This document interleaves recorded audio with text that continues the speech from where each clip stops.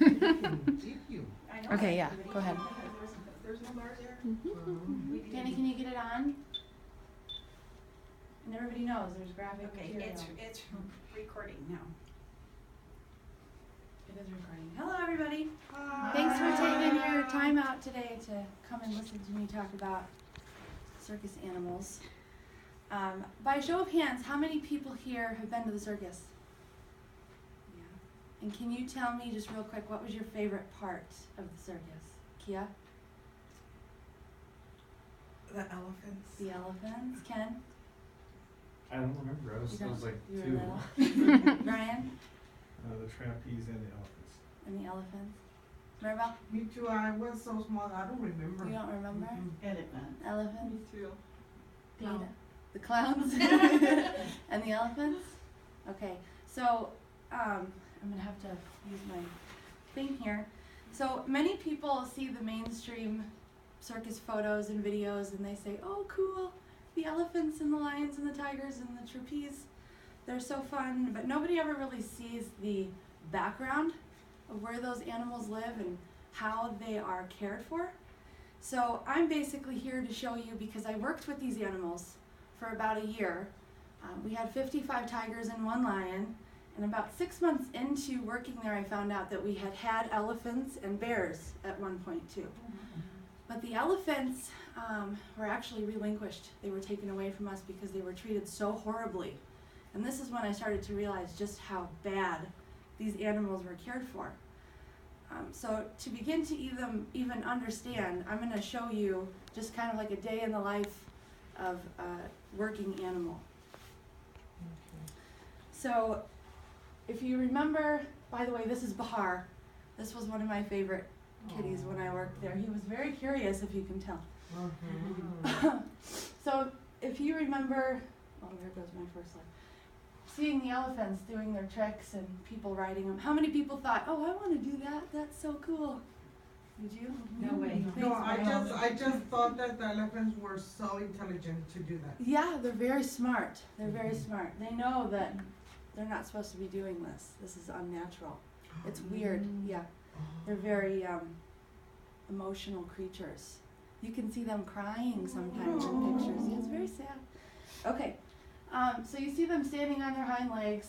You'll also see them doing handstands and stuff, and you just, going to the circus, think it's the coolest thing ever. Then the big cats come out, and you see them jumping through hoops of fire and standing on their hind legs, and white tigers. Very pretty, right? Very, very pretty.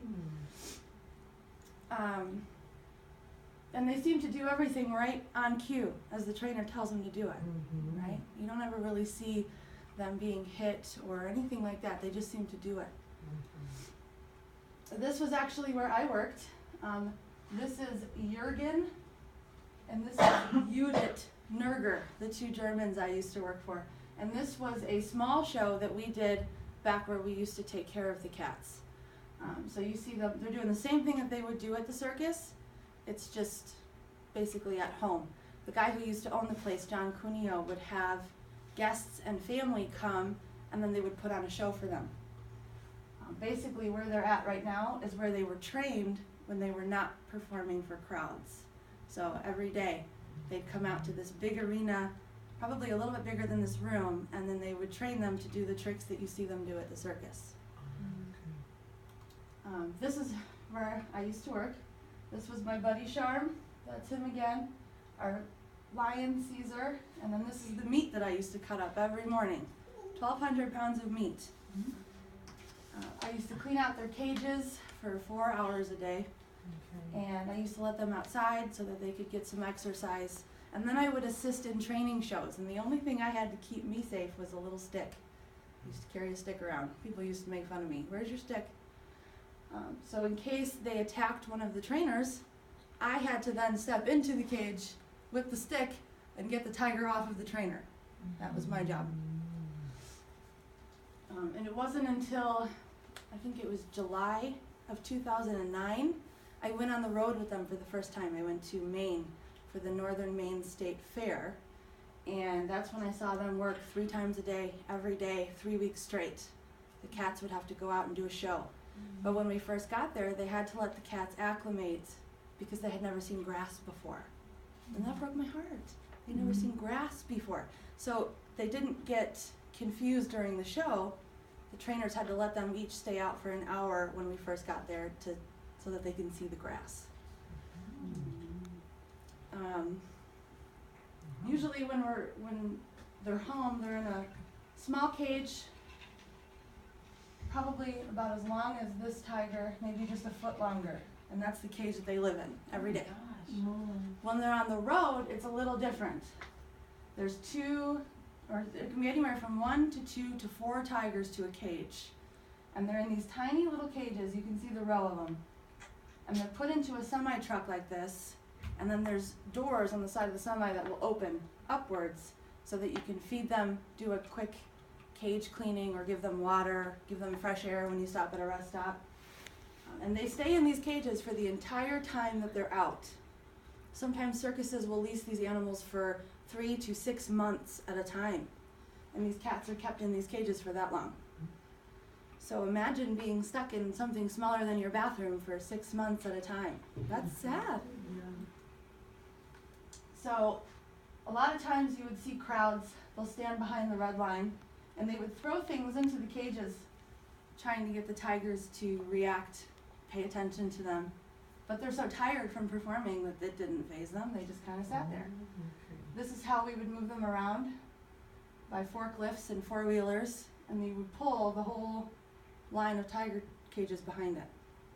And occasionally you would move them, but for the most part, if it was a stationary fair or circus, they didn't move for those 3 to 6 months. The cages just stayed right there. And this is Samson and Sheena, and that's them in the middle of the day. They just about fit the cage perfectly laying down together. So there's no room to stretch out or anything. It's not like we would take them down the street for a walk. They just sat in the cages. Now this is an elephant named Loda, who was at the place that I used to work, Hawthorne Corporation. And this, it's really hard to see. I should have made it a little bit bigger. These are the amounts of citations that this company received throughout the time that just the elephants were there. And they never got their license revoked for keeping the animals. These guys had 0, 0, 0, 0, and all of their licenses were revoked. And then at the end, after almost $250,000 in fines, 17 elephants were removed because of the way that they were kept. They were kept like this 24 hours a day, sometimes years on end. And it would drive them kind of mad. I mean, elephants range miles upon miles in the wild. So if you're kept in the same little area, you start to go a little crazy. This is the stuff that circus trainers don't want you to see. They don't want you to see how they kick them and beat them with rakes and bull hooks and numerous other objects in order to get them to do those tricks that we love so much at the circus. And because stuff like this started leaking out, is when people started to pay attention. And then more pictures get leaked out, and then people see more and more and more. And that's what starts the, PETA and the animal activists into telling everybody, stop the circus, stop the circus. Tigers will either be beaten with long whips or with bamboo canes in order to get their tricks the way that they want them done. Actually, when we went to Maine, there was a new trainer who went in and he used a bamboo cane instead of a whip, which made 2 tigers attack him because they didn't know what it was unfamiliar.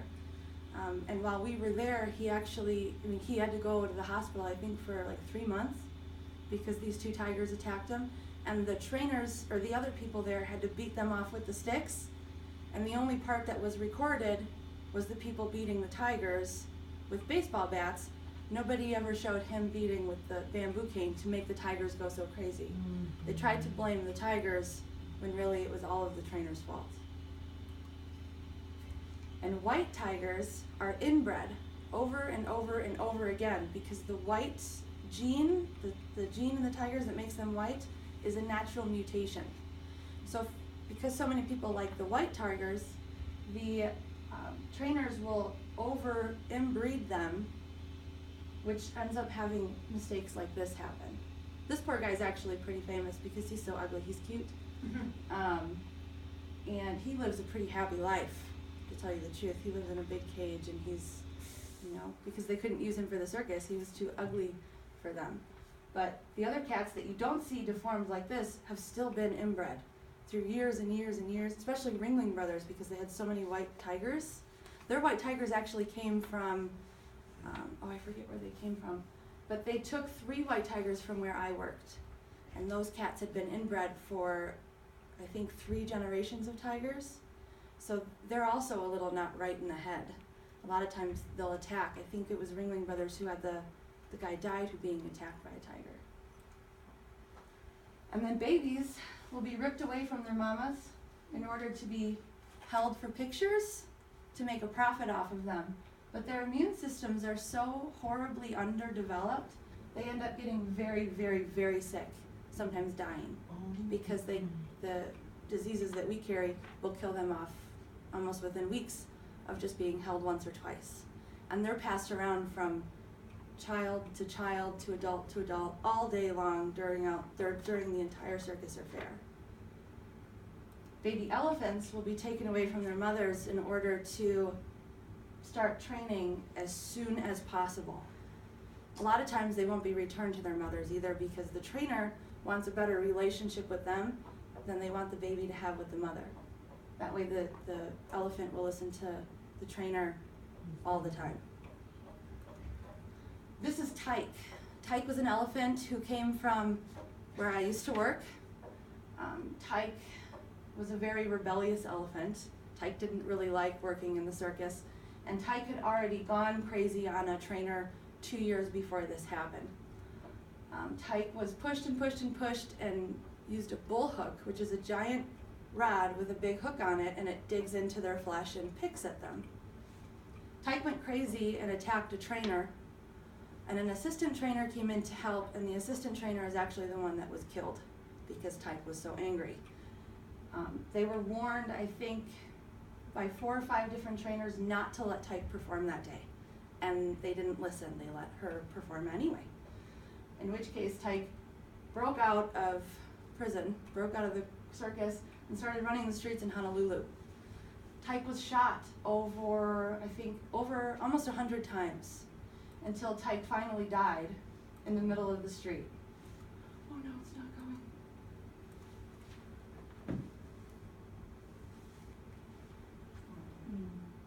It was a really, really, really sad story. It happened in 1994, if anybody wants to look it up. But there's a documentary about Tyke, and that was one of the elephants that lived where I used to live, or where I used to work. And this is what happens when animals are pushed to the brink.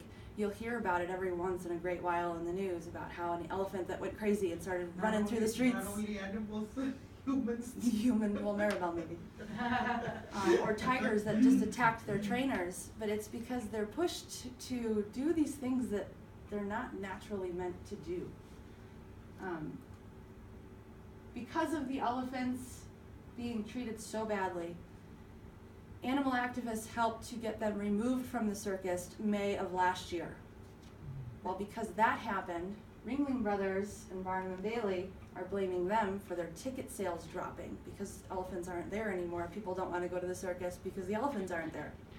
So as of this year, May, Ringling Brothers is closing. It's no longer there, which is good news. A lot of people are upset about it or mad about it, but they don't know the full story behind the horrible things that happen in the background of the circus. Then there's the Wild Animal Sanctuary in Keensburg, Colorado. It's not even an hour from here. And all of the animals that are here have been rescued either from circuses or from private owners. They all live in these great, big, huge, I forget what they're called. Enclosure. Enclosures, thank you. This is a pride of lions right here. That's I think somewhere around 10 lions. And there's a big male sitting over here. You can't see it very well.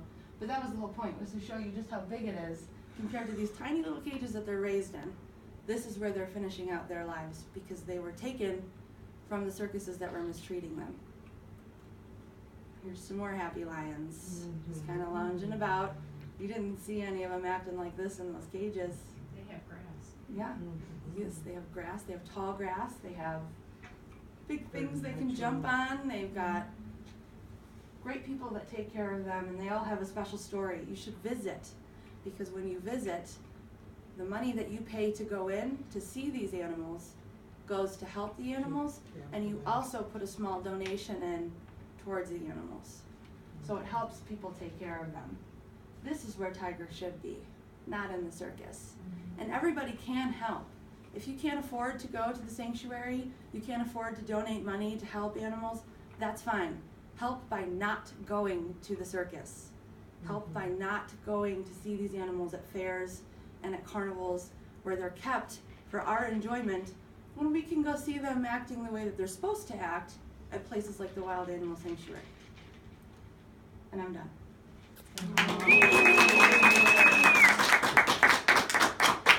I feel really red. Am I really